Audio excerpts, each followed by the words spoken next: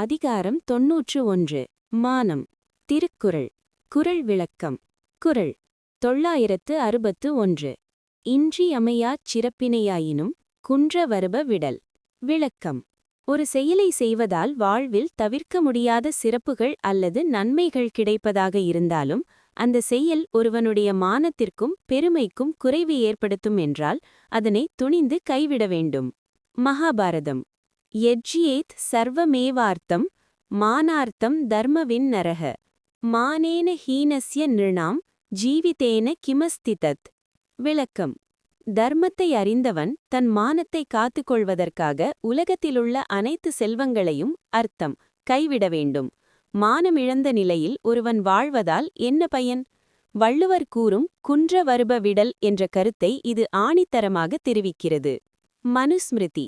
அசந்தோஷோ ஸ்ரியம் ஹந்தி அவிநயோ குலம் ஹந்தி அத்தியாஷா மானம் ஹந்தி தஸ்மாத் ஏதத் த்ரயம் த்யஜேத். விளக்கம். பேராசை ஒருவனுடைய மானத்தை அழிக்கும்.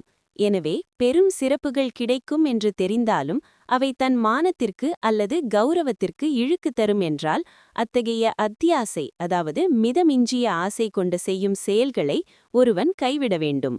சனாதன தர்மத்துடன் ஒப்பீடு. இந்த குறள் சனாதன தர்மத்தின் தத்துவங்களுடன் பின்வருமாறு இணைந்து போகிறது. மானம் செல்ஃப் ரெஸ்பெக்ட். சனாதன தர்மத்தில் மானம் என்பது தற்பெருமை அல்ல, அது ஒருவனின் ஆத்ம கௌரவம். மானோ ஹி மகதாம் தனம் என்பது ஆன்றோர் வாக்கு. எவ்வளவு பெரிய சிறப்பு, இன்றியமையாச் சிறப்பு கிடைத்தாலும் மானத்தை விற்கக்கூடாது என்பது இதன் சாரம். அர்த்தத்தை விட மேலான மானம்.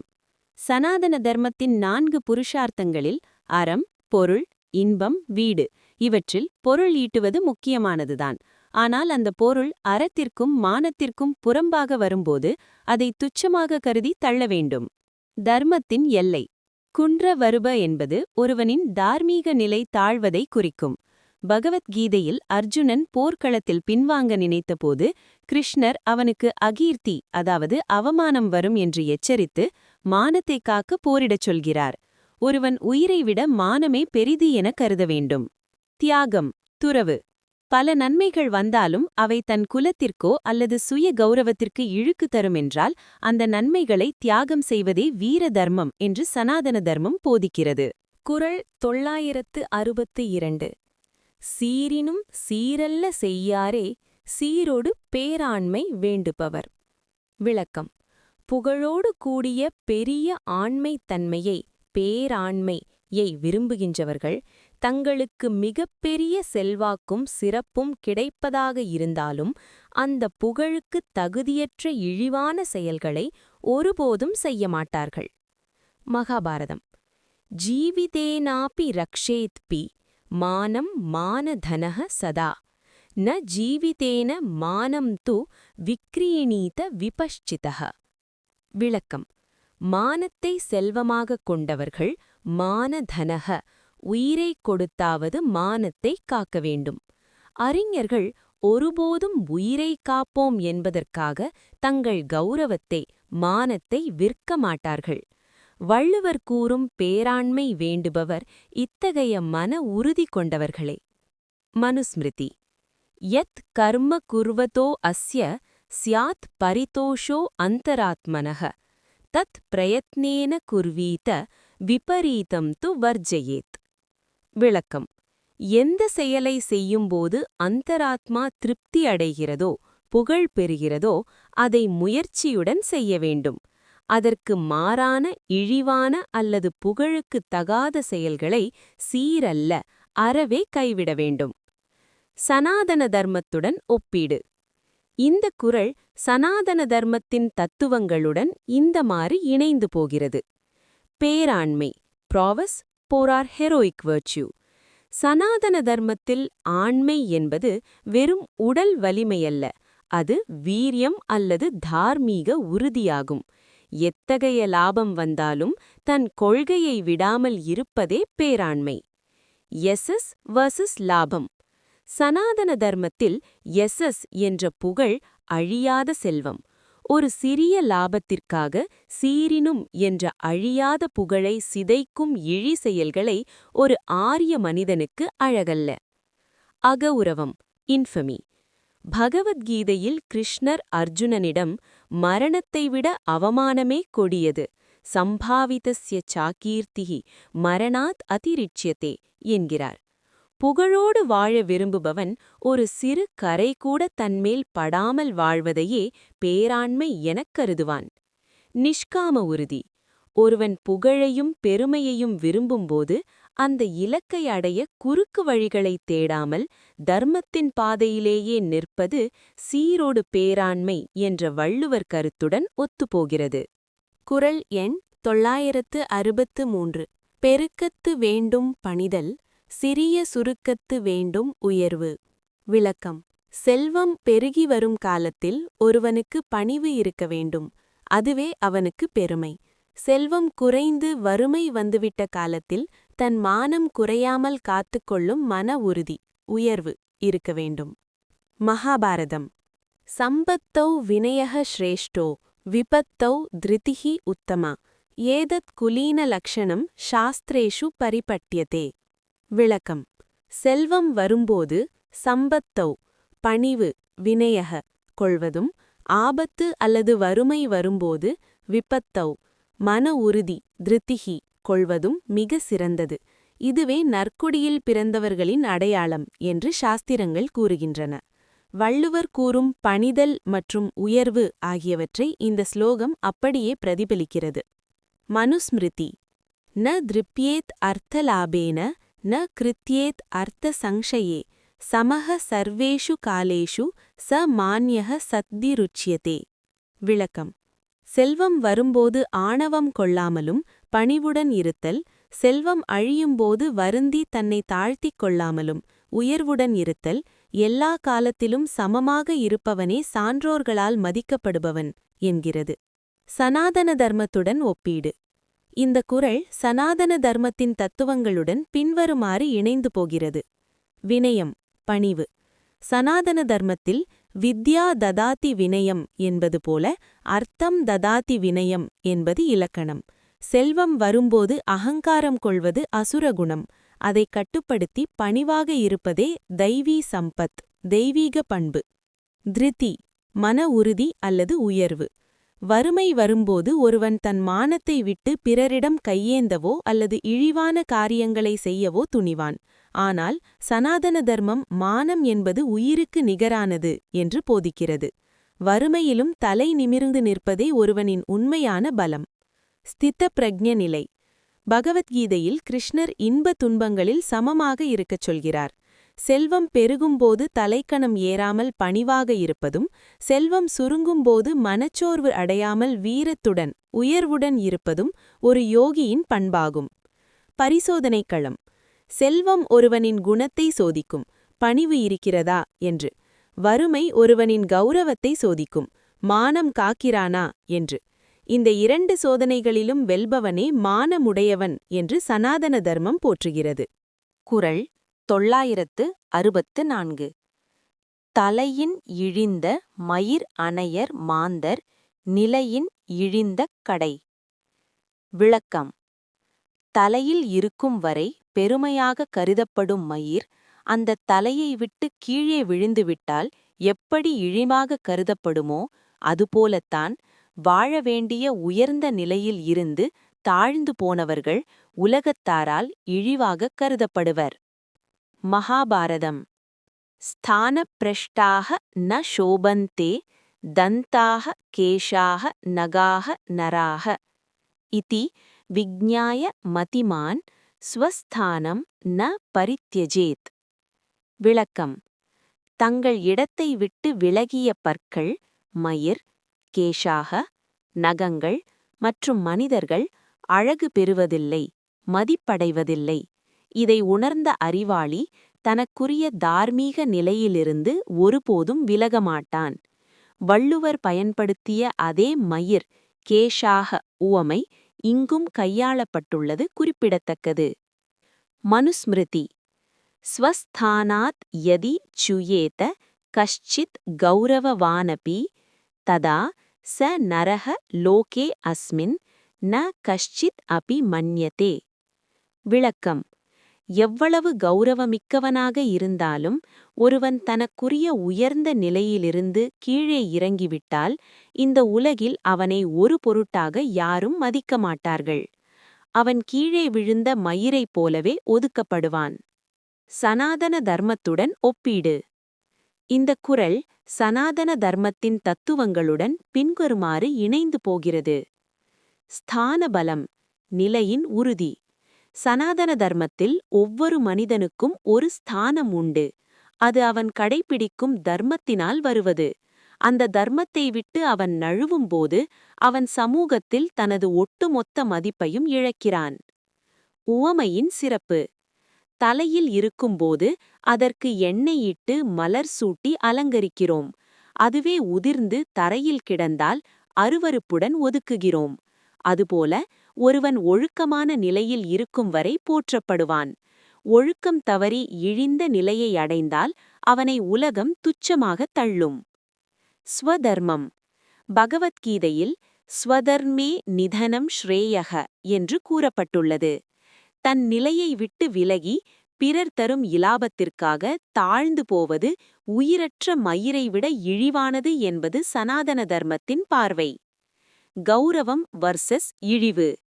சனாதன தர்மம் தனிமனித கௌரவத்திற்கு மிக உயர்ந்த இடத்தை தருகிறது. ஒருவன் வறுமையால் வாடினாலும் தன் நிலையை தாழ்த்திக் கொள்ளக்கூடாது. அவ்வாறு தாழ்த்திக் கொண்டால் அவன் சமூகத்தின் பார்வையிலிருந்து உதிர்ந்த மயிர் போலவே காணப்படுவான். குறள் 965. குன்றின் அணையாரும் குன்றுவர், குன்றுவ குன்றி அணையச் செயின். விளக்கம். மலை போன்ற உயர்ந்த நிலையும் பெருமையும் உடையவர்களும் கூட தம் நிலைக்குத் தகாத இழிவான செயல்களை ஒரு குன்றிமணி அளவு மிகச் சிறியதாக செய்தாலும் அவர்கள் தங்கள் பெருமை நீங்கி தாழ்ந்து போவார்கள். மகாபாரதம். யதா மகாத்மா திந்து மாத்ரேன அபி அதர்மேன லிப்யதே ததா ச சர்வலோகஸ்ய நிந்தனீயோ பவேத் த்ருவம். விளக்கம். யார் ஒருவன் மகாத்மாவாக, அதாவது மலை போன்ற பெருமை உடையவனாக இருக்கிறானோ அவன் ஒரு துளி அளவு பிந்து மாத்ரேன அதர்மம் செய்தாலும் அவன் உலகத்தாரால் உடனடியாக இகழப்படுவான். அவனது கீர்த்தி அழிந்துவிடும். வள்ளுவர் கூறும் குன்றி அணையச் செயல் என்பது இங்கு ஒரு துளி அதர்மம் என குறிக்கப்படுகிறது. மனுஸ்மிருதி. யத் யத் ஆச்சரதி ஸ்ரேஷ்டஹ தத்தத் ஏவேதரோ ஜனஹ குணதோஷௌ ததஹ தஸ்ய அல்பௌ அபி மகதௌ ஸ்மிருதௌ. விளக்கம். உயர்ந்த மனிதன் எதை செய்கிறானோ அதையே மற்றவர்கள் பின்பற்றுவார்கள். எனவே அத்தகைய உயர்ந்தவர்களிடம் காணப்படும் மிகச் சிறிய குற்றமும் பெரியதாகவே கருதப்படும். அது அவர்களின் ஒட்டுமொத்த பெருமையையும் குறைத்துவிடும்.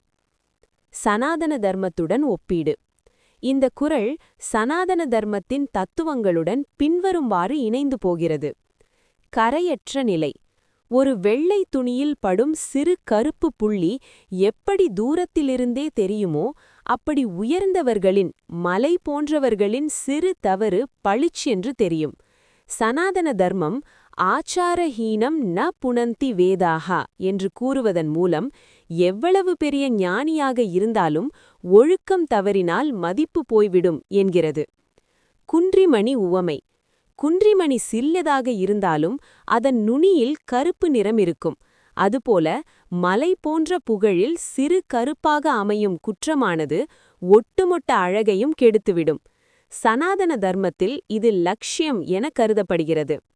தர்ம சூக்ஷமம். ஒருவன் செய்த புண்ணியங்கள் மலையளவு இருக்கலாம். ஆனால் அவன் செய்யும் ஒரு சிறிய பாவ செயல், அதர்மம், அவனது அந்தஸ்தை நிலைகுலையச் செய்யும். இதற்கு உதாரணமாக மகாபாரதத்தில் தர்மர் சொன்ன ஒரு சிறு பொய், அஸ்வத்தாமா அதஹ குஞ்சர என்பது அவரது தேரின் சக்கரத்தை தரையில் இறங்க செய்தது. இது மறை போன்றவர் குன்றுவார் என்பதற்கு சிறந்த உதாரணம். பொறுப்புணர்வு. சனாதன தர்மம் உயர்ந்த நிலையில் இருப்பவர்களுக்கு அதிக பொறுப்பை வழங்குகிறது.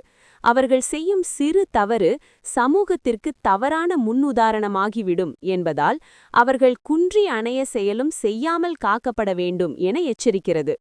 குறள் 966. புகழ் இன்றால் புத்தேள் நாட்டு உய்யாதால் என்மற்று இகழ்வார்பின் சென்று நிலை. விளக்கம்.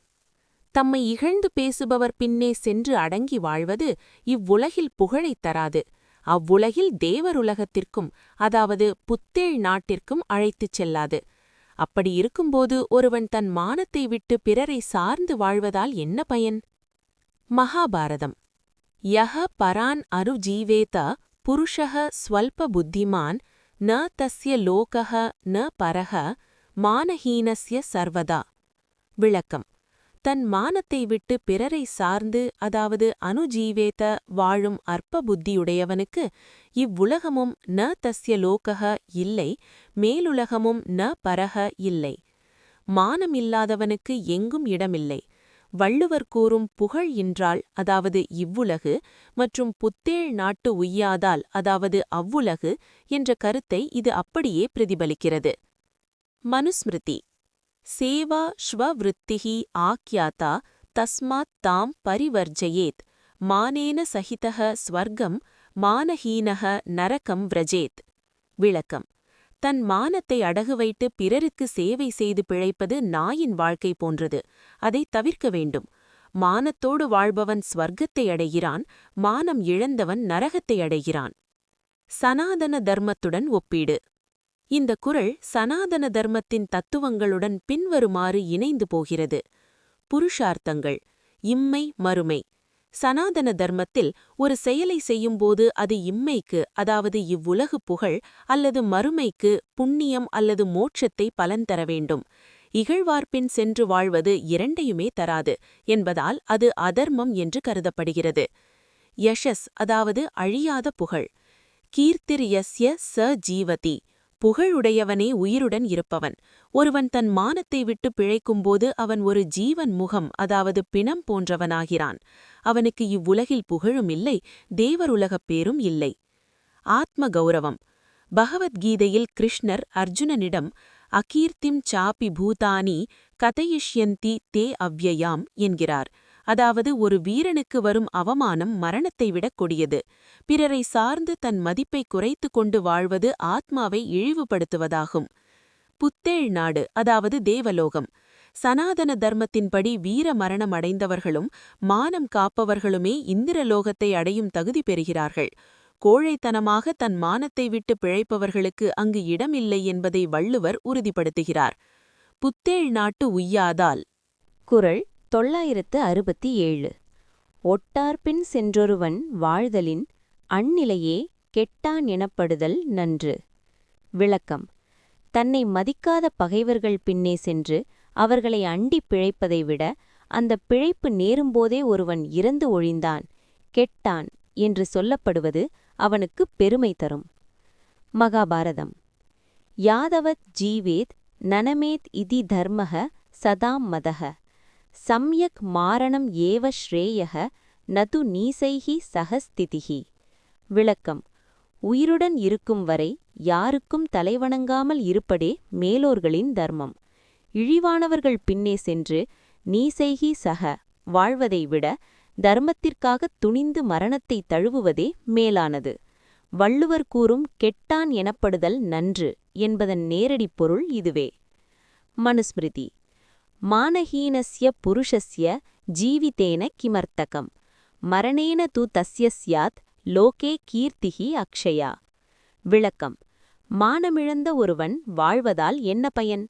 அவன் மானத்தைக் காக்க உயிர் துறந்தால் மரணேன இந்த உலகில் அவனுக்கு அழியாத புகழ் கீர்த்திஹி அக்ஷயா கிட்டும். பகைவரை அண்டி வாழ்ந்து உயிர் காப்பதை விட மானத்திற்காக மடிவதே சாஸ்திர சம்மதமான வழி. சனாதன தர்மத்துடன் ஒப்பீடு. இந்த குறள் சனாதன தர்மத்தின் தத்துவங்களுடன் பின்வருமாறு இணைந்து போகிறது. வீர மரணம், அதாவது வீர ஸ்வர்க்கம். சனாதன தர்மத்தில் ஒருவன் தன் கௌரவத்திற்காக போரிட்டு மடிந்தால் அவன் நேராக வீர ஸ்வர்க்கத்தை அடைகிறான் என்று நம்பப்படுகிறது. பகைவரைச் சார்ந்து வாழ்வது ஆத்மாவை சிறுமைப்படுத்தும் செயல், ஆத்ம ஹத்யா போன்றது. அந்நிலையே கெட்டான் என்ற சொல் மிக முக்கியமானது. மானம் போகும் அந்த தருணத்திலேயே உயிர் நீப்பது உத்தமம். சாஸ்திர சாசனங்கள் அபமானம் என்பதை மரணத்தை விட கொடிய விஷமாக கருதுகின்றன. பகைவர் பின்னே செல்லாமை.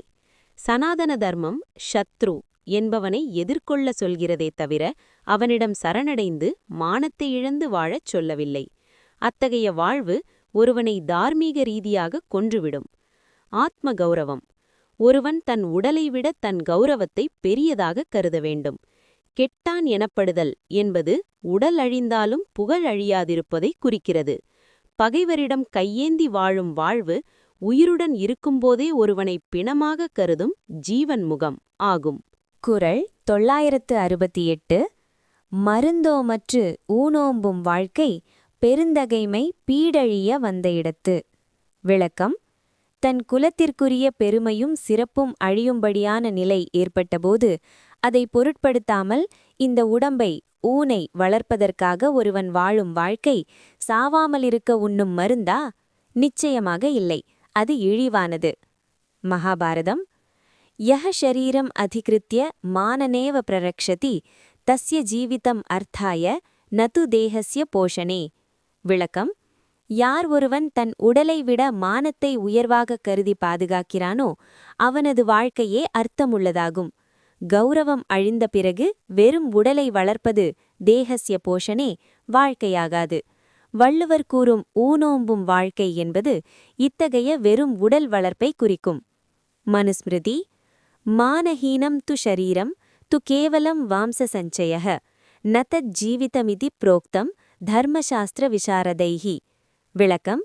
மானம் இல்லாத ஒருவனுடைய உடல் வெறும் மாமிசத்தின் குவியலை தவிர வேறல்ல. அத்தகைய உயிரை தக்க வைத்துக் கொள்வதை வாழ்க்கை என்று தர்மசாஸ்திரங்களை அறிந்தவர்கள் சொல்ல மாட்டார்கள். சனாதன தர்மத்துடன் ஒப்பீடு. இந்த குறள் சனாதன தர்மத்தின் தத்துவங்களுடன் பின்வருமாறு இணைந்து போகிறது. ஊனோம்புதல், அதாவது உடல் வளர்ப்பு.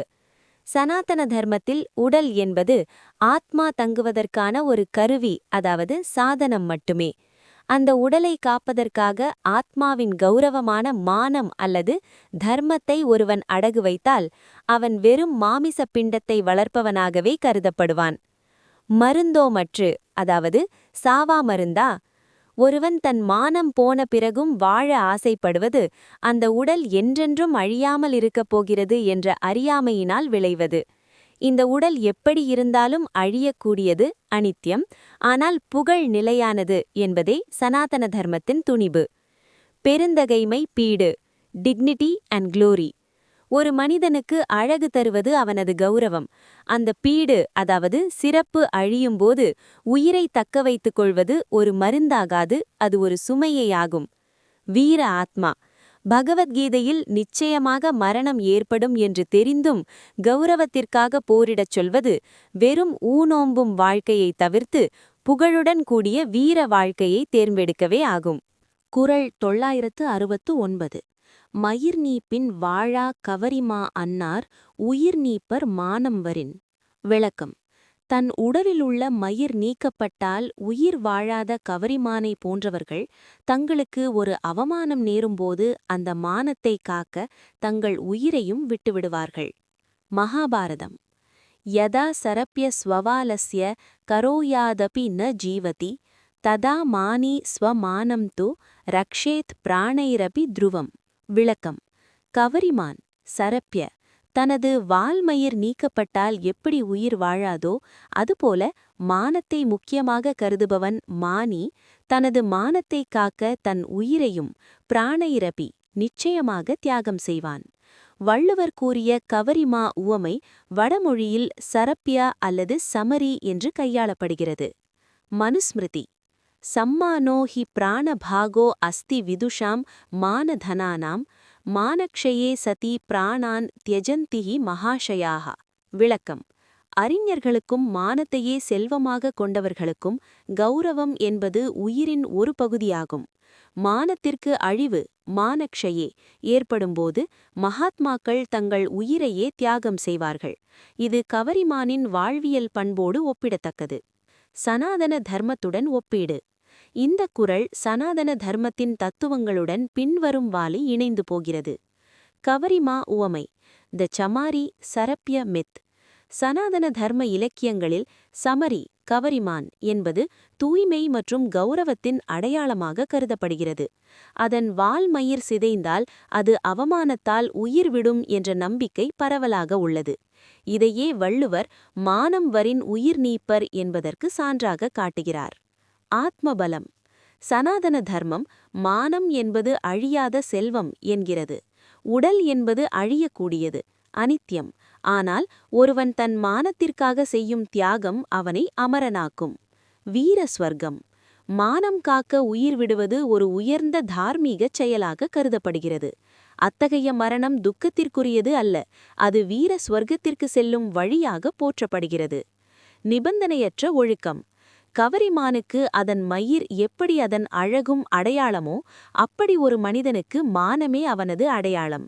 அந்த அடையாளம் பறிபோகும்போது வெறும் உடலை சுமந்து திரிவதை விட உயிரை துறப்பதே மேலானது என்பது சனாதன தர்மத்தின் துணிப்பு. குறை 970. இளிவரின் வாழாத மானம் உடையார் ஒளிதொழுது ஏத்தும் உலகு. விளக்கம்.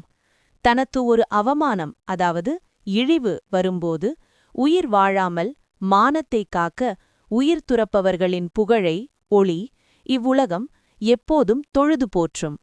மகாபாரதம்.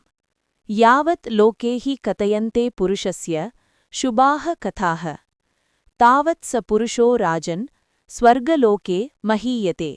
விளக்கம். ஒரு மனிதனுடைய நற்செயல்களும், அதாவது மானம் காக்கும் கதைகளும் இந்த உலகில் எவ்வளவு காலம் பேசப்படுகிறதோ அவ்வளவு காலம் அவன் மேலுலகில், அதாவது ஸ்வர்கலோகே தேவர்களுக்குச் சமமாக மதிக்கப்படுவான். உலகத்தாரால் போற்றப்படும் அந்த புகழே ஒருவனை அமரனாக்குகிறது. மனுஸ்மிருதி.